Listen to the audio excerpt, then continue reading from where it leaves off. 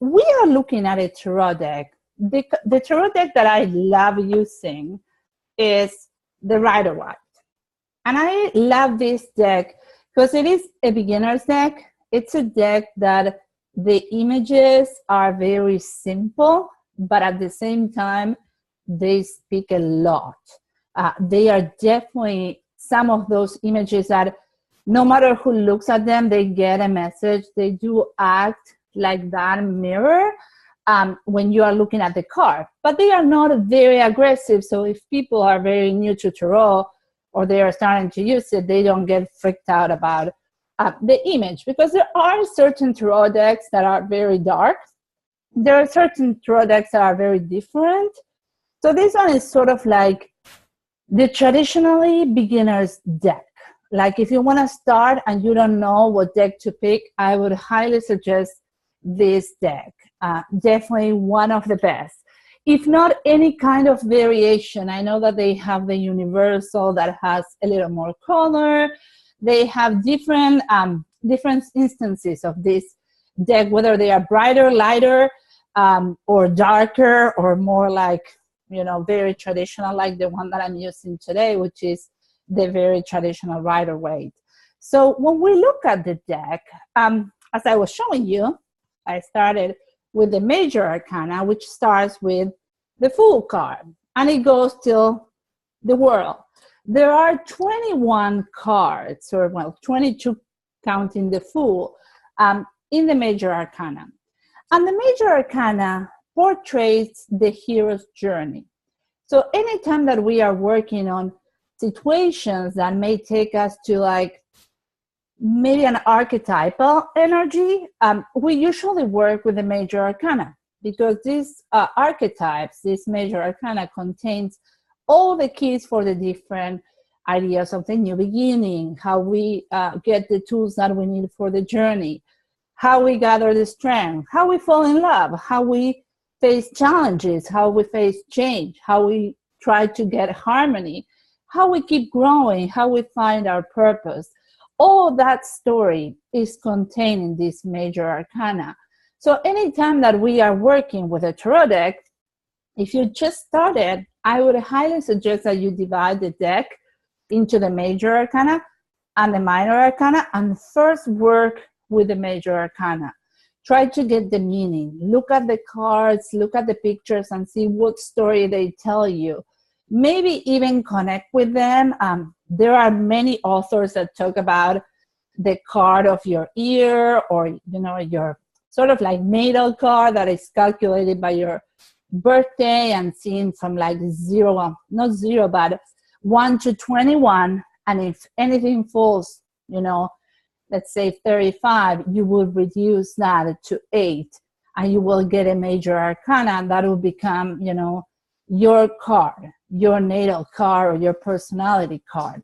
And then if you are looking for the years, you can do the same addition of your birthday, but using the year that you are in. So this year we will be using like 2017, and then our birthday. And then we can see what is the card for that year. And that is the archetype that will rule that year, and then combines with your personality, with your year you were born. So those are different ways that we can start working with the deck. But like I said, it is a big deck, and it is 78 cards.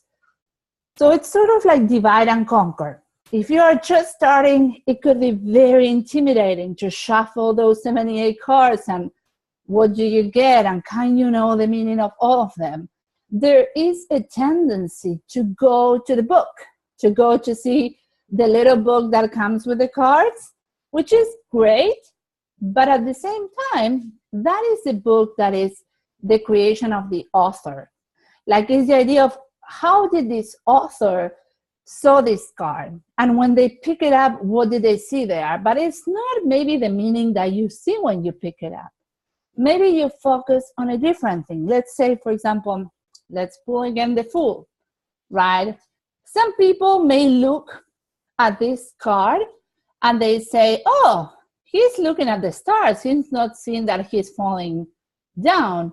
But other people will look at it and they will say, oh, he only is carrying a very small bag and he has a dog companion. Some other people may say, oh my God, it's a shiny, it's a bright day. So every person that looks at this card, even though it has the meaning of the new beginning and the new journey, they may focus on different things. And that's why it's so important for you to start connecting with the cards themselves to see what they mean to you, what the symbols that you have contained in each of these cards. What's the meaning for your life? What's the meaning when you pick it up and see like, oh my God, the card is all yellow, and what does yellow mean to you? Because believe me, it may believe something different for many different people. So it's good to go to the book, but I always tell my students, first thing you want to do is just look at the card, take your journal out, and write whatever comes to you. Maybe do like an automatic writing, 2 minutes with your phone. Look at the card, what comes up? What are you seeing? Even if you are describing the card, well, I see this color, I see this thing. It doesn't matter. It's what comes to you, what jumps at you, and that, I promise you, will have a meaning for you. And then you can go back to the book and see, did you have similar feelings or similar energies, or maybe it's totally different. And again, there is no right or wrong way to read the cards. The cards work for you. So the meaning you put in the card is the meaning that really the card has for you. And no matter what the author says, some people interpret the cards differently. So that is the major arcana, and that's where I would start if I was totally new to tarot. Then you move to the minor arcana. And the minor arcana is divided into 4 suits. These suits have different energies. So I'm going to show you. Here I have the cups and the pentacles, and here I have the swords and the wands.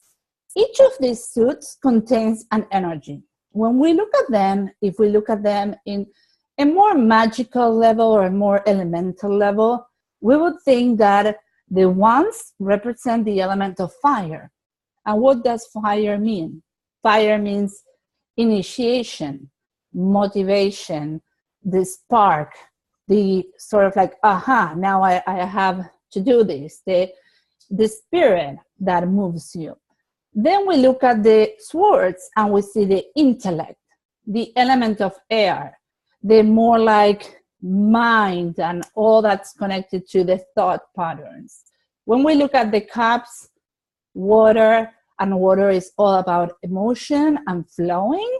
And then the last one is the pentacles. And the pentacles, or the gold or the coins, depending on the deck you have, that is all about earth and manifestation and the physical realm. So when we look at that, we also look at each of these minor suits. They go from 1 to 10. So in there, we have a combination of a little bit of like numerology, and we can look at all the ones and see that each one has a different energy, but a similar message.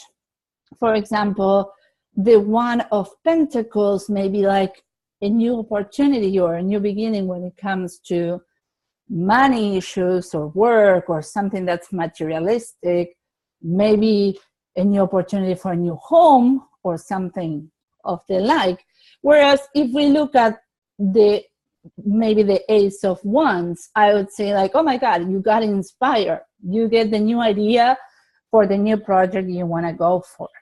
Or all of the sudden you know what is the book you want to write or the things you want to do. Anything that's inspiring your heart's desire or your spirit, in a sense. It would be totally different if we look at the Ace of Swords. The Ace of Swords would be more like you're changing the way of thinking. You are starting to think in a different way. Maybe something happened to you. Maybe there has been some changes, but now you have a new way of thinking. Like yesterday, you thought, let's say, the rock was black, but now you see the rock and you see it like it's gray instead of black. So you're starting to think differently. And if we look at, the Ace of Cups, it would be like maybe an opportunity for a new relationship, something that has to do with emotions, maybe a reconnection with an old relationship, but feels like a new beginning. So that's the way we would look at the minor arcana. And the minor arcana also has what we call the people cards, which are, and I'm gonna pick the Pentacles, must be my Virgo energy and very earthy that Pentacles come fast to me instead of others. But when we look at the people cards, all of the suits have the same, and they have the Page, which is more like the naive energy, the beginning, like young, not very experienced.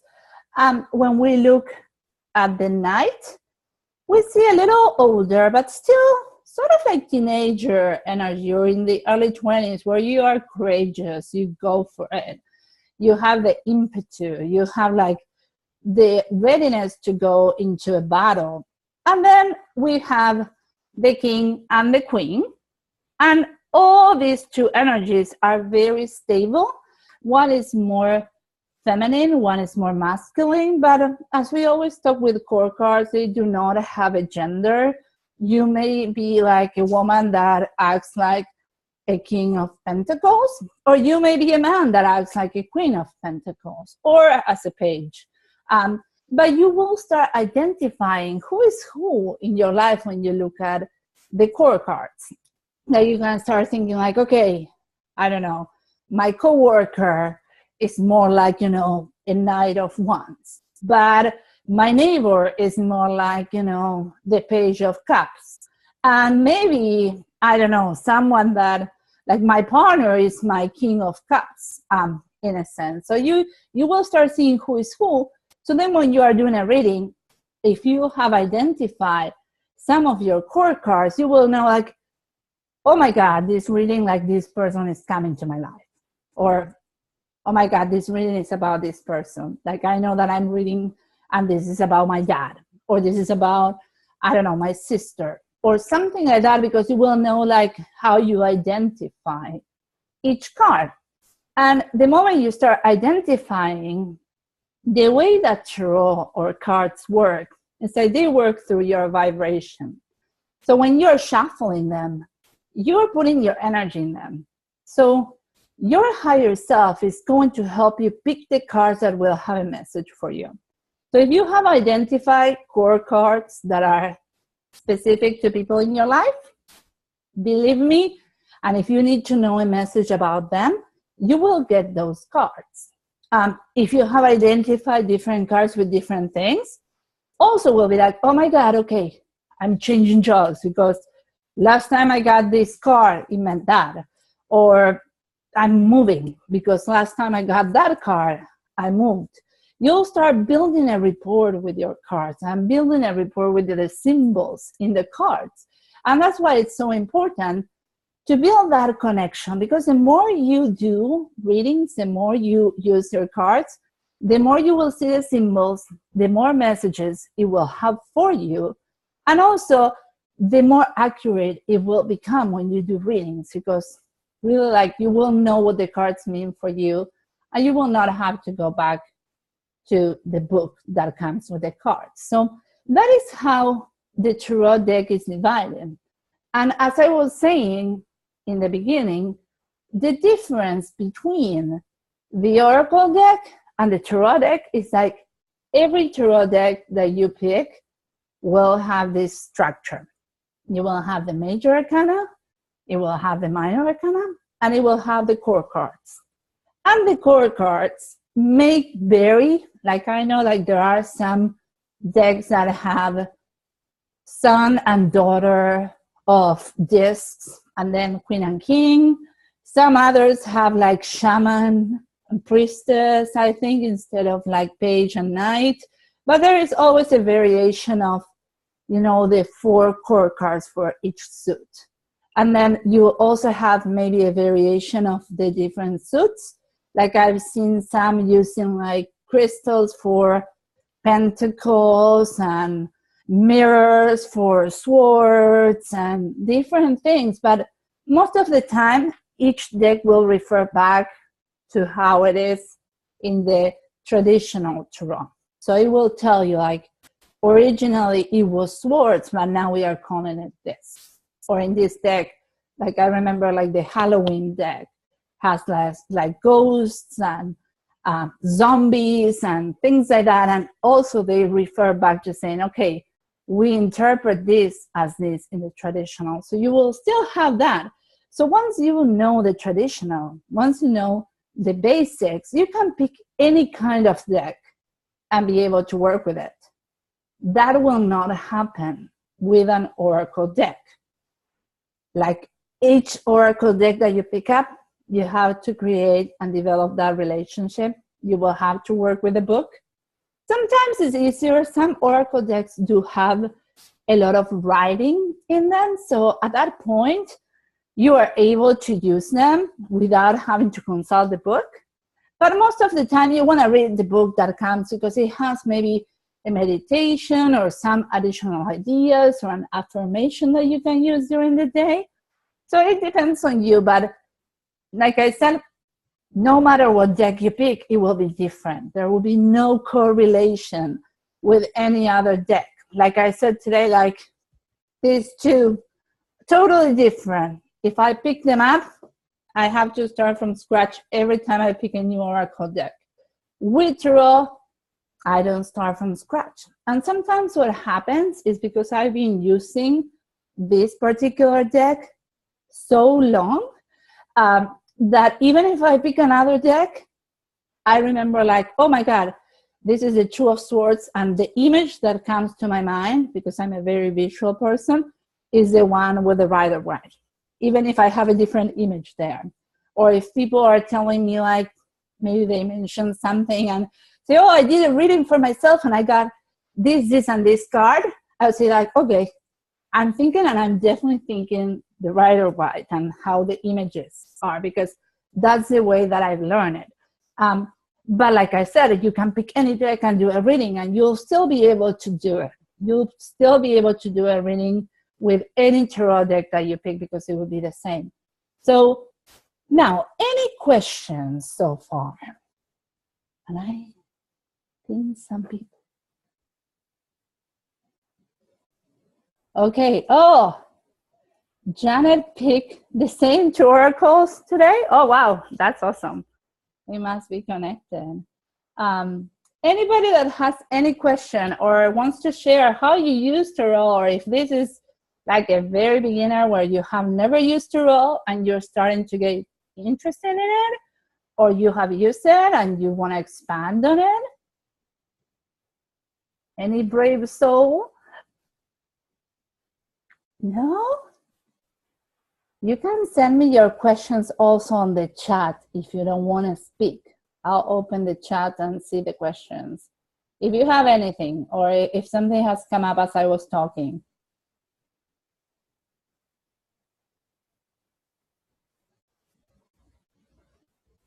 No questions? Okay. That's about it for what it is about, tarot. An introduction. Maybe some of the things that I would say, if you are a very beginner and you don't know how to start, I always suggest that you get a journal and you stick a card on each page, or at least you use, make sure that you buy a journal that has 78 pages or more, and you write the name of the card in each page. And every time you're getting to do a reading for yourself, you go to that page in your journal and you write your insights, because the more you do that, the better it gets, because in the future, that becomes your little book. Instead of having to go to the book that comes with the deck, you can go back to your journal. That is one of the best ways. You could also pick a card a day to develop that relationship, because sometimes doing readings or doing spreads is too long. So some people don't have the time every day to do a 3-card reading or maybe a 5-card reading. So they may just pick one card. Like I said in the beginning, you may want to start just with the major arcana then move to the minor, or you can do it with all, but sometimes you will start noticing that some cards come up again and again. So if that happens, start figuring out, what does that mean for you? Why are you picking up again? I don't know, let's say I'm having the Temperance card every day, okay? So what does it mean?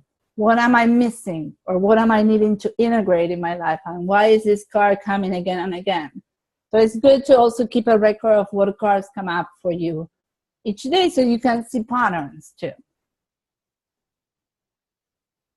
What spread is the best to use? We get a question. So for me, it depends. Like, I don't think there is a best spread. It depends on how much time you have and what you are wanting to explore, okay? Because you can go very simple if you don't have much time and maybe you are in a rush. Like, you can do a past, present, future. You can do maybe past, present, future, and maybe advice and outcome, adding like 2 more cards. You could do a Celtic cross if you have more time, where you are impacting like 10 cards. But that gives you past, present, future, fears, what's in the environment, what is the possible outcome. So you have like an expansion of the topic. So I would definitely say, like, it does depend on how much information you want to get from the spread and how much time you have, because you don't want to be in a rush and then do like a 13 card spread and then rush out. So I would definitely say, you know, it depends on the time on the question. Okay, Carmen is asking me if tarot is mainly for fortune telling or telling the future. I would say no. And this is my personal belief. I believe that tarot is like tool for self-knowledge. It gives you ideas, or it gives you the possibilities or what could happen if you follow a path of action. But it would never tell you like precisely what's going to happen. I still feel like we have the power to impact our choices. And maybe we do a reading and we see something in the cards and we change our path of action. And then we sort of like avoid that outcome and we get a better outcome. So I would not say it's mainly for fortune telling. I'm definitely more into like self-discovery, self-knowledge, and maybe getting the most guidance that you can from the universe or from your higher self. And then how you, based on that guidance, how do you take a different route or take the same route? Maybe if the cards are great, you want to continue doing what you're doing. I hope that answers that question. Any other questions or anything that comes up, or even if you do it from the chat?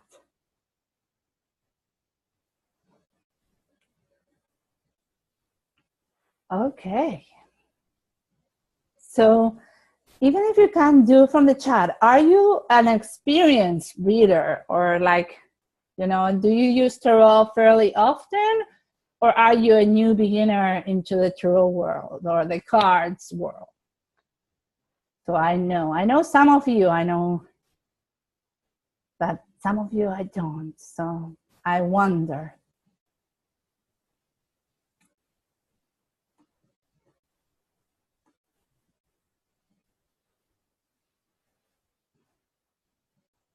Wow, we are so quiet.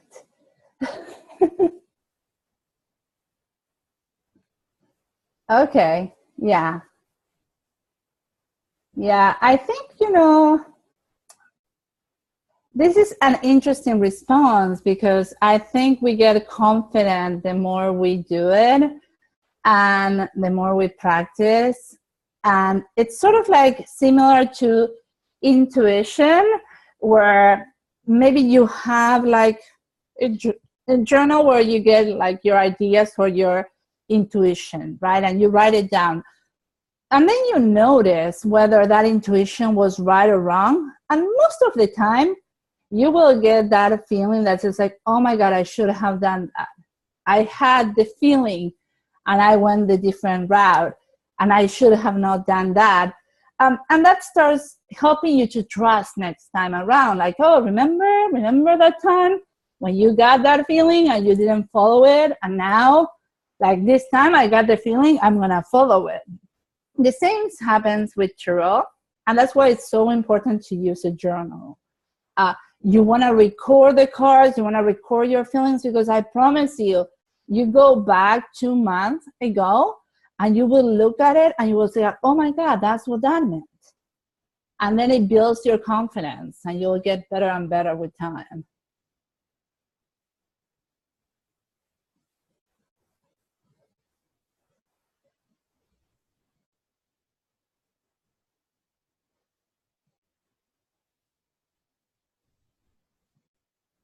Okay. Pardon me for my reading. Okay, it's good to use only oracles if you are comfortable with that. Like, you may have an oracle that speaks the world to you. And I would highly suggest that you continue doing your oracle.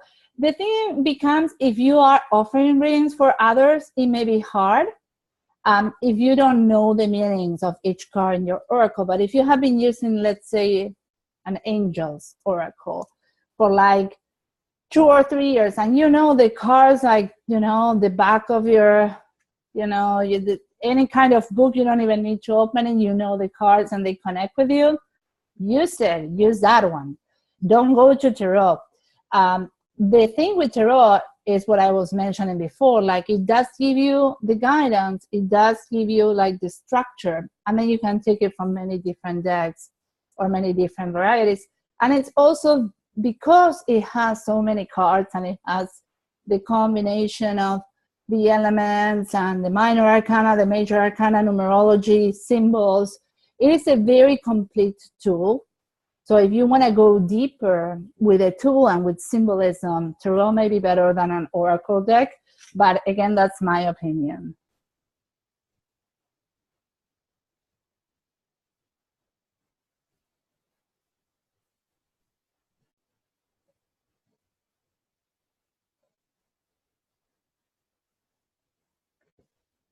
Okay.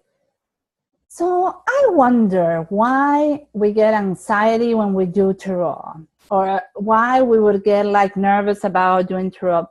Maybe it's better if we just release the need to be correct, if we release the need to know the meanings of the cards, and we just look at them. We look at them and we say, like, what is the story? Like, similar to if you were like opening or going to a place and you see different pictures, like art, like on the wall. What is the story there? It doesn't need to be right or wrong. It's just like, what is it telling you? Are you focusing on the colors? Are you focusing on the image? Are you focusing on the face, or are you focusing on the outside of the car? Let's say, for example, let's pick a car that has some, let's do the Empress. So when we look at the Empress, we can see many different things. We can observe that she's pregnant. We can observe that she's sitting in the middle of nowhere. We can observe that all the stuff that's around her is very luscious and very prosperous, and it gives us that idea. We can even start looking like, okay, it has the symbol of the women here, so it's very feminine. You can again look at like the sky, it's yellow. What does that yellow mean to me? And tell the story like, okay, when I see her, I look at the woman, she's very confident. I don't think she has any issues with money. She doesn't look poor. She has a crown, she has stars. Seems like she's very confident. And you can just tell the story that, you know, she's just telling you, and not having to involve like, okay, am I getting the right meaning or the wrong meaning? It's just like, what is the story in the cards?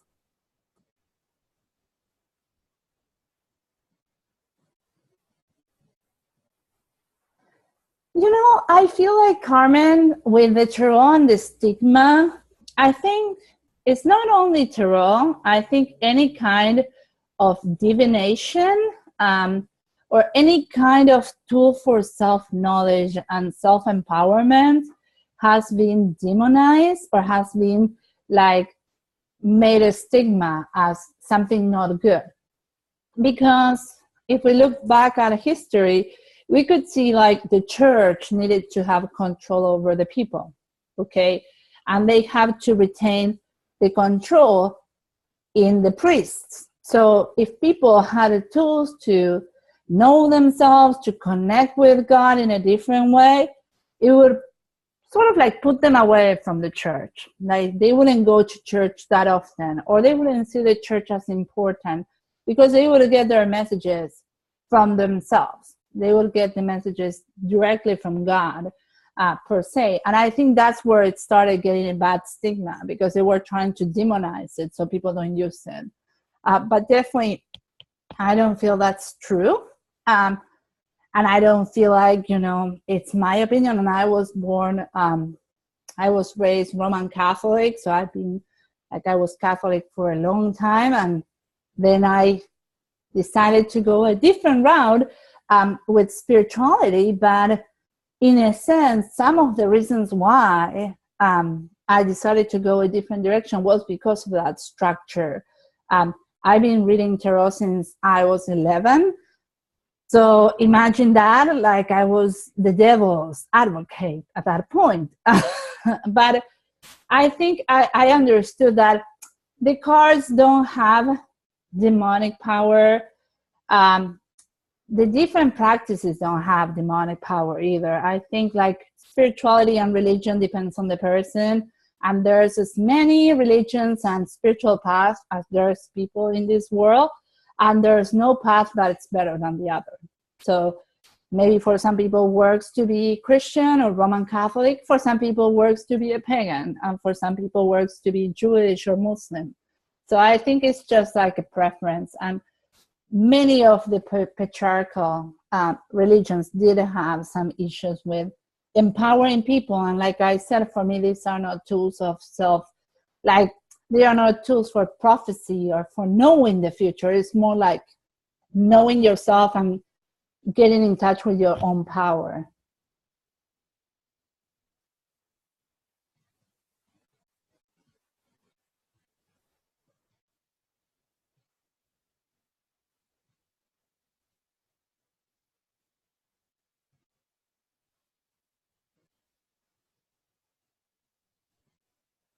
So I hope that makes sense.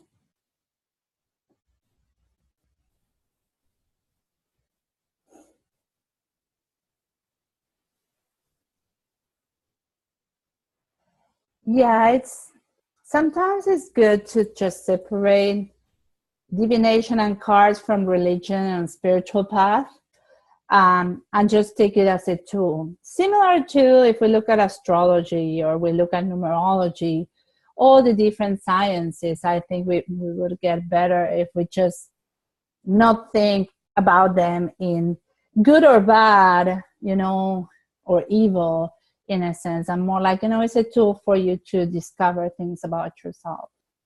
Any other questions? Trying to read.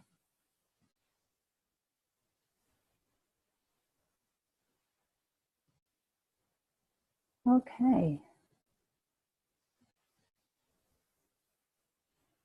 I'm loving the conversations in the chat because they give ideas of things. But definitely, like I said, it's about practice, and it seems like most of you work with cards or oracles or tarot. So you are not full beginners, but there's always a new story, and you can take it in a different way. And you can use the cards for meditation as well, so you can get more meanings, or connect with them and try to see, like, what other people in your groups of people that work with the cards, what are the meanings they have. Because sometimes when we do our meetups in person and we have people, every time, even though I've worked with the cards forever, I still find that someone saw something I didn't see before in the card. So definitely like also connect with others. Oh, Carmen, that's a hard question. What's my favorite Oracle deck? I don't know if I can say one that's my favorite right now. I would say like the Oracle of the Sacred Rebel. And because I have been feeling like every time I pick a card from that Oracle, it does talk to me. It does talk to whatever is happening to me. The book is very complete, and I use it for like personal work, for like my personal practice and my spiritual practice. But yeah, I have many Oracle decks, and I feel like, if you, like, I do have my Facebook page, and I do Twitter, and I do Instagram as well. And I do a reading every day. And the way I do it is like I combine different Oracle decks and sometimes Tarot decks. But most of the time have been Oracle decks lately. And I pick like maybe 7 decks, and I pick one card from each deck. And then I put the story together. What is the general message? And those are the universal messages that I give for everyone. So my idea is like whenever a person needs that message, that they will open it and they will find it. Like, and I've had many people come and say like, wow, your message is just, you're just speaking to me. And I'm like, okay, well, today is you, tomorrow is another person. But again, it's very similar concept to like putting stories together. There is not a spread when I do those readings. If you look at them, they are all different. Sometimes they have more cards, sometimes less cards, sometimes they have charms. It depends on the day, it depends on how I'm feeling. I do them after I do my meditation. So definitely like I would meditate, do my prayers, and then pick the Oracle decks that I want to use, and pick the cards and tell the story, and then post it everywhere for people to read. So I would invite everyone to check them if you are interested. I know like not many people mix and match decks, but I love mixing the energies, because sometimes I feel like, okay, I want to do like a nature reading. So maybe I get earth magic and some animal deck and some other like, connected to like maybe fairies or I don't know, Native American, and all that together, and then it comes messy.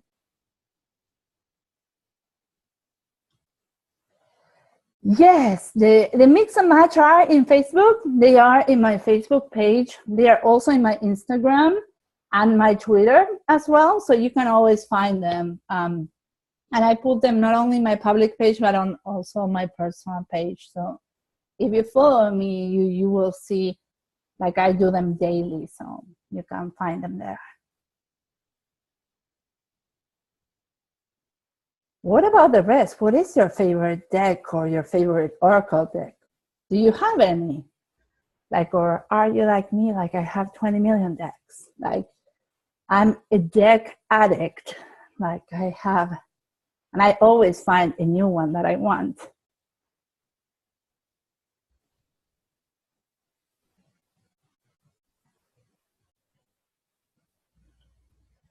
No favorites? Yeah, I always want more too. I already have like 3 or 4 decks in my cart in Amazon that I want to order. So nice, the Soul Journey. Which one is that? Um, who made that one, Carmen? I don't think I have that one. I don't think I have the Soul Journey.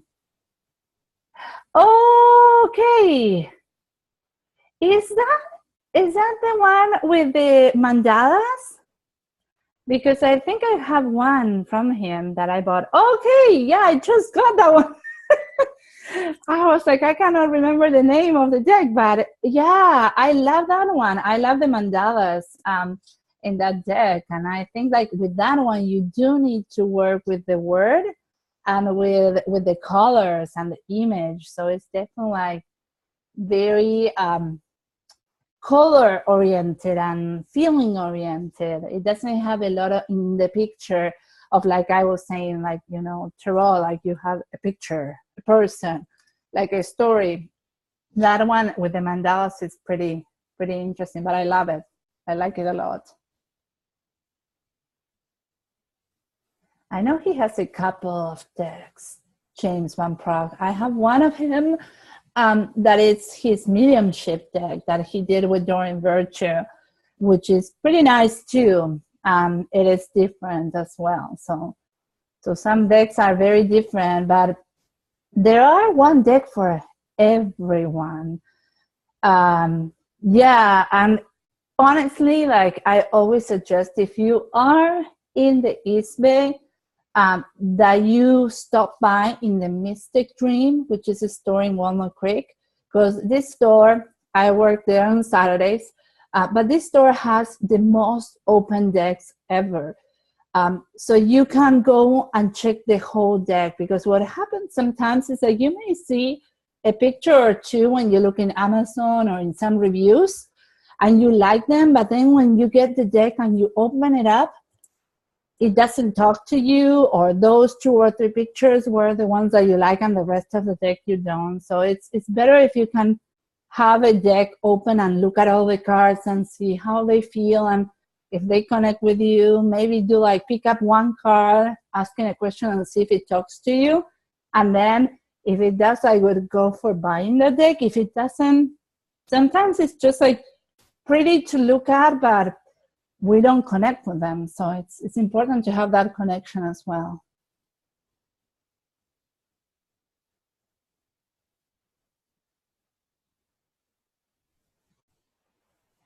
Okay, any final questions or anything that comes up? I know that we are almost at time, so hope you enjoy and you get to learn something. We'll be doing at least once a month these webinars. I think the next one in March will be talking just about the major arcana and the hero's journey, and then we will do one about minor arcana, and then we will do one about core cards. So we will piece it so we can get to learn all the different cards, all the different things, and connect with the tarot decks. If you love oracles, and if you are in the area and you want us, you know, to meet us in person, we will have a Bring Your Favorite Oracle deck on March 1st in Cafe La Scala in Walnut Creek. And that one is always fun because everyone brings their decks, and I bring like a couple of Oracle decks, and we do readings to the different decks, and you get to experience some decks that you've never seen before. So definitely fun.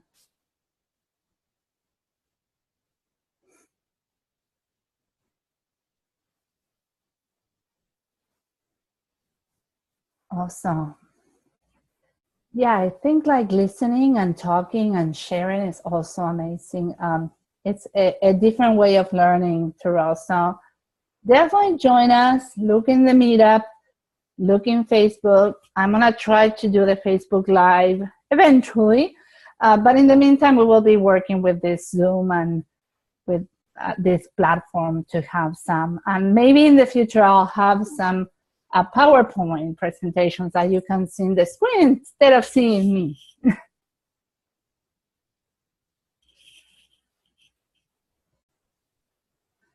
Okay. Yeah, I don't know. I have not done Facebook Live, so maybe we'll just stick with Zoom. But we'll see. So, okay, well, it was great having you, everyone.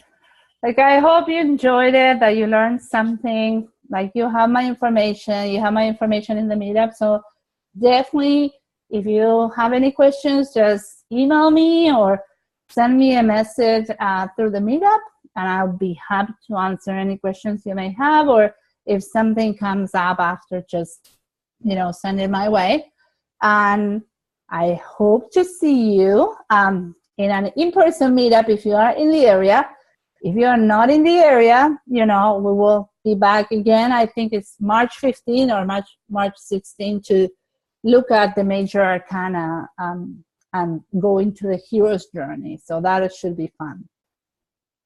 So I hope you have a great night. Have a good one. Bye.